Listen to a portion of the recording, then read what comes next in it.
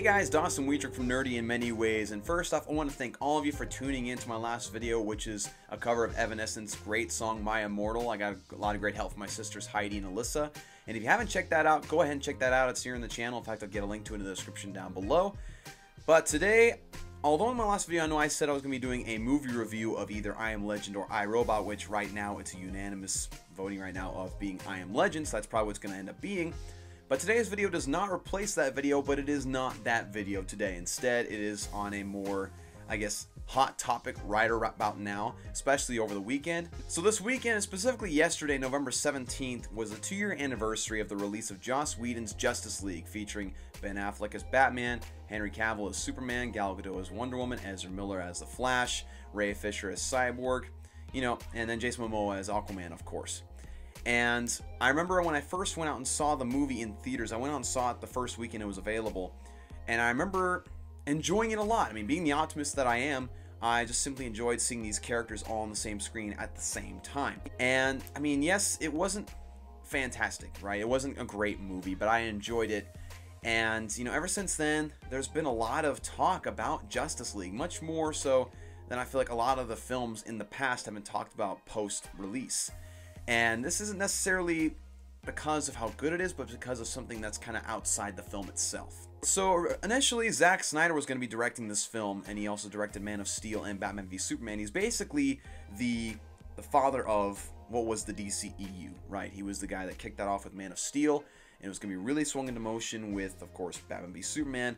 And then when he started directing Justice League, that was going to be the main shebang. That was going to be the main big thing that happens in the DCEU. In fact, it was supposed to be in 2 parts initially, part 1 being released in 2017, and then part 2 to be released in a date to be determined, which we now know is not ever, really. It's interesting because since then, there's been a lot of talk about a director's cut that Zack Snyder had for himself, because before Joss Whedon took over, Zack Snyder's daughter died. And now, the next part of how Zack Snyder ended up being off the project is highly debated.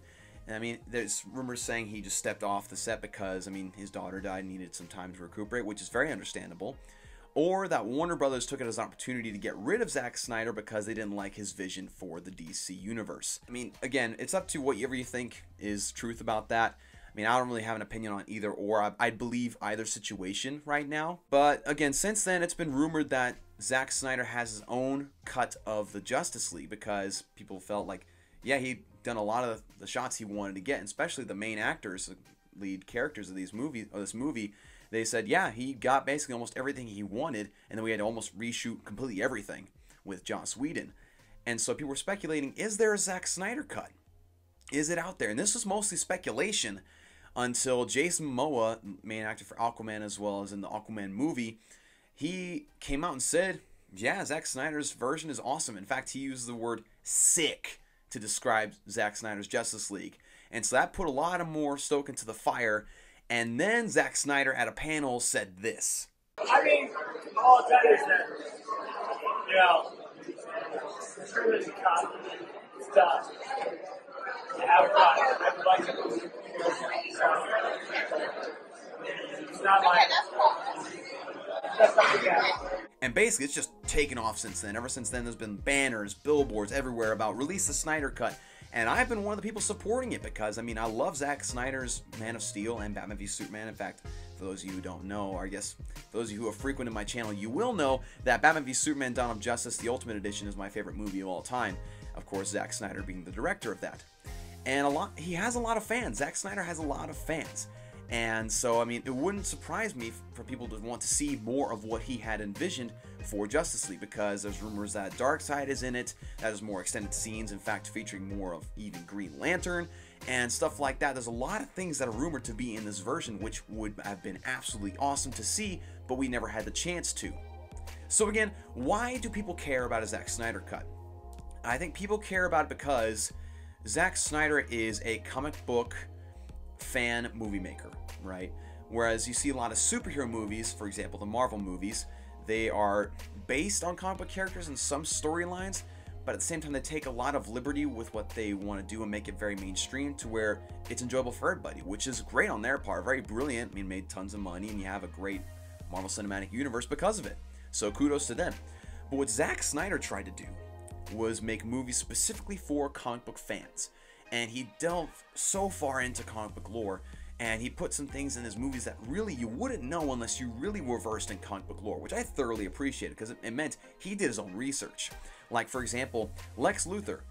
I mean, people talk about how he was terribly portrayed in Batman v Superman, but if you know some comic book lore, you know Zack Snyder ripped that version right out of a comic book, right out of an origin story for Lex Luthor, when he did have long hair and he was very much more of a spastic kind of younger version of himself. He took liberty, but it was really just him delving so far into comics that, I mean, it was just insane. I thoroughly appreciate it. I mean, I saw people out there as well appreciate it very much. That's the reason why people would want to see a Snyder Cut, because people thoroughly enjoy the way he perceived the characters as well as the way he envisioned the story going. And for a while it seemed that this had kind of died down a little bit. It seemed like the hype for the Snyder Cut was kind of decreasing. But then this weekend happened. I mean, when you have Ben Affleck, who's no longer the Batman but was primarily in that movie, tweeting out "Release the Snyder Cut," and Gal Gadot, Wonder Woman, herself tweeting "Release the Snyder Cut," Zack Snyder of course retweeting those, and then Ray Fisher, the main actor for Cyborg, tweeting that. And then you have Yahya Abdul-Mateen II, who played Black Manta in Aquaman, also tweeting out "Release the Snyder Cut." So it's gotten a huge celebrity support system, not just some disgruntled fans who wanted to see from Zack Snyder, but the actors in the movie themselves are wanting to see this. And it's absolutely fantastic. It's getting a lot more, I guess, push into this movement. And of course, it's been released now that Warner Brothers has no plans to release any sort of statement about the Justice League or the Snyder Cut.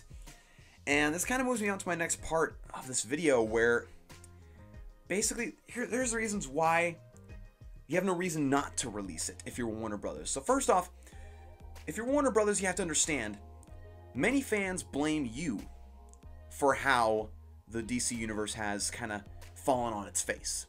They actually do. I mean, Man of Steel was fantastic. Zack Snyder got most of his vision. It was great. Then he got a lot of backlash for how dark Superman was. If you actually know comic book lore, Superman can get really dark.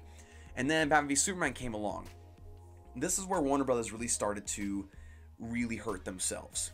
They started shooting themselves in the foot because they saw Zack Snyder's Ultimate Edition, which was eventually released later, and they said, okay, we got to cut this down and cut into a shorter version for the theatrical release, which we all know is the far inferior version of the movie itself.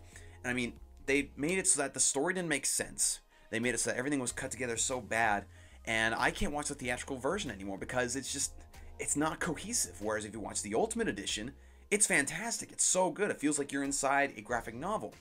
And so that was Warner Bros. First thing they did. Then they also kind of did that with Suicide Squad, and they let Jared Leto happen.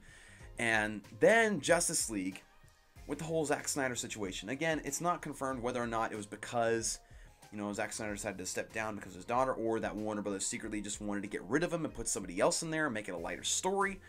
But regardless, they also handled that incredibly wrong. They've done a lot better with letting Aquaman be the movie it was, and also Shazam. You know, but again, those are lighter movies, and so Warner Brothers felt like, oh, it's okay, we can do this, we can let this happen. But with Zack Snyder's versions, they decided to step in, and really, they ruined it. They ruined everything that Zack Snyder had that fans wanted to see, because they felt like it wouldn't work out. And so, if you're Warner Brothers, again, there's no reason not to release it. There really isn't. I mean, you have more people making a buzz about the Snyder Cut than I feel like anyone ever did for the actual release 2 years ago, that I think if you even released it in theaters now, you would get more people coming to see the Snyder Cut of Justice League than the original cut that we really didn't have any problems with because we hadn't seen it yet. I'm convinced of that. If you released it in theaters, you would have more people coming out to view it. Even if you just released a digital version, for example, like in Google Play or on your own Warner Brothers streaming service, you would get so much respect from fans. And there's a lot of people out there saying that, oh, Warner Bros. Won't release it because it'll make them look bad. Well, they've already made themselves look bad, right? And if you don't give the fans what they want, which is very unanimously that they want the Snyder Cut, then you're even going further into just screwing yourself over.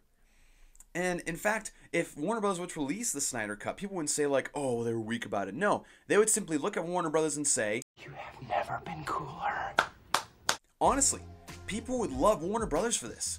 And now I know they don't want to make it so that they don't have faith in what Joss Whedon did, But it's confirmed. Joss Whedon's Justice League was a cinematic and, box office failure. It was. As much as I appreciated the movie and as much as I try to be optimistic about it, it was a failure. And it's Warner Brothers' fault.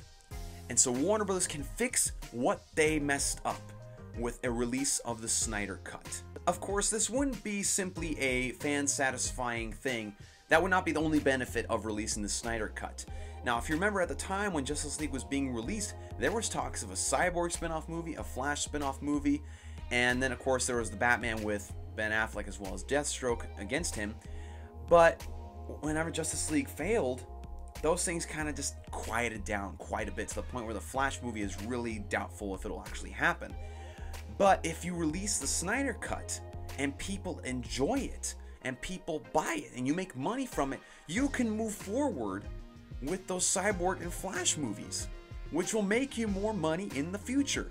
It would just simply make sense to me financially to release it in that regard. Again, there is no reason not to.